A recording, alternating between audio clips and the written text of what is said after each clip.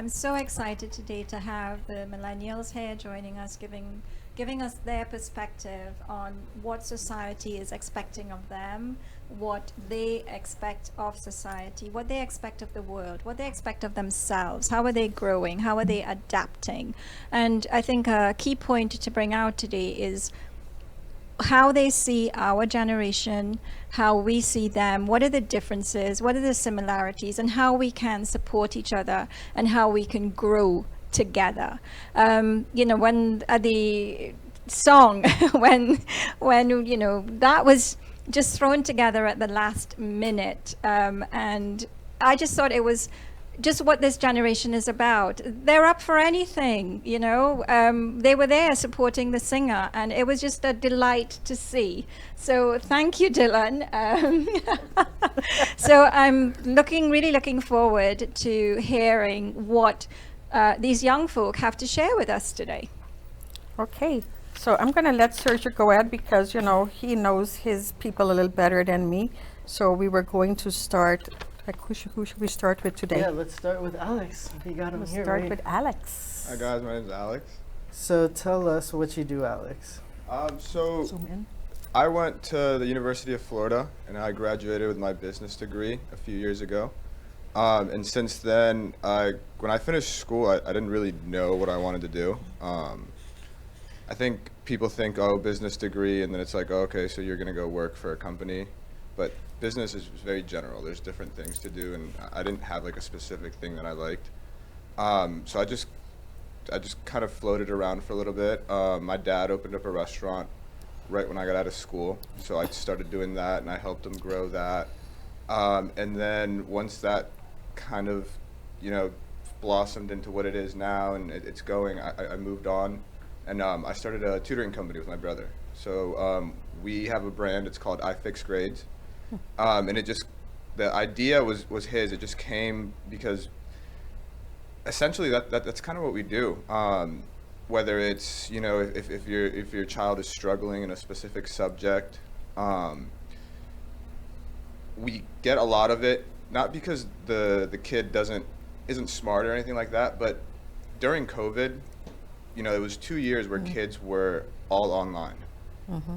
And, when I was in school, like, cheating was a big thing, but not the way it is Especially now. online. Yeah.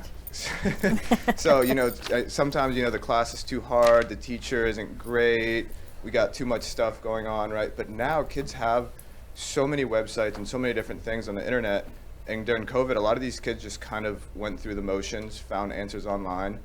And now that they're back in school, they're a year behind, they're 2 years behind, and their grades reflected that. So for us, we've been able to just kind of help these kids catch up. But a positive thing with COVID was a lot of the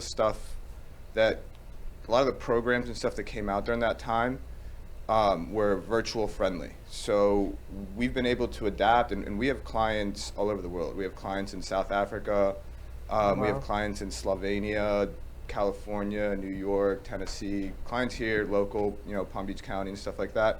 And we have a lot of tools that we're able to use, virtual whiteboards, Skype, Google Meets, Zoom, like that, things like that. And we've been able to help kids, and that's kind of like where we found that we're able to bring value to people, and we're trying to build that brand up.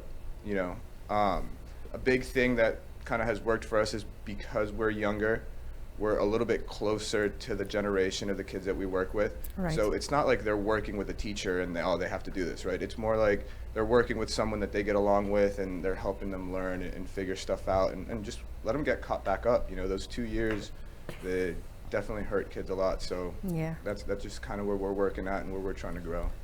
That's great because that reminded me back when we were in middle school, and for just the kids that know me from back then, we as PTO, we created an after-school program for the kids to go and do homework.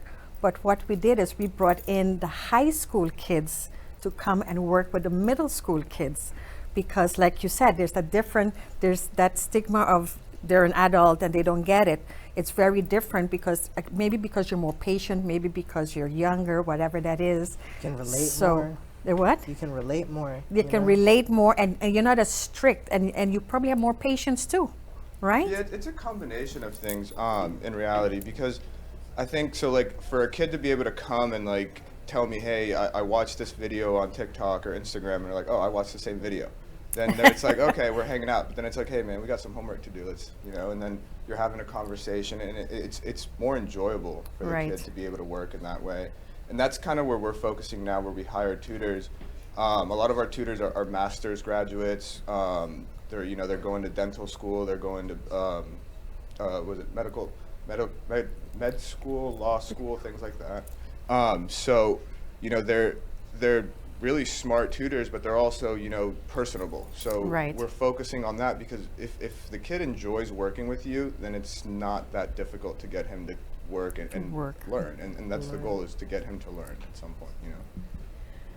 I'm curious about your path after you left high school and becoming an entrepreneur yourself. And you said your dad had a restaurant, so entrepreneurship is obviously in your family. Is that what influenced you, or did you look at society at large? Did you look at the dynamics that were changing in the world and decided for yourself, I need to be an entrepreneur rather than an employee of someone else? I think since I was a kid, the goal was to work for myself. I think as a child from immigrants and like coming to the U.S., I think that's what the American dream was always sold to me as: coming here, getting an education, and then starting my own business. So the fact that my dad, went out and started a restaurant and gave me the opportunity to learn through that, and I learned a lot of things, because the restaurant opened during COVID. So we had to figure out, the to-go systems. We had to figure out how to do stuff online. I made deals with local businesses for like catering, things like that stayed open. Like nurses and banks were still open during COVID. So that, all those obstacles, I think, helped me be a better entrepreneur. And then now that I have the opportunity to work with my brother, because my brother's the one that started the tutoring company, I'm able to apply the stuff that I learned, as well as just the stuff that, the difficulties that I had during COVID, and just kind of like apply it to the business. Excellent. That's pretty amazing. But I could see entrepreneurship is definitely in your blood, and I totally believe everyone should try to work for themselves and be entrepreneurs, because then you are in control of your life, your income. Whatever happens, you have, the difficult part is you got to get up and you got to do it. There's no one telling you got to be at work 9 to 5. There's none of that. So you have to get up, you have to do it. But if you're doing something that you already love, then it's like a no-brainer. It's simple, it's easy. I think for our generation too, being an entrepreneur is like what I don't want to say the trend or the fad, but that's like what we move towards. I think, like for my parents' generation and the generations before us, it was, go to college, get a good job at a good company.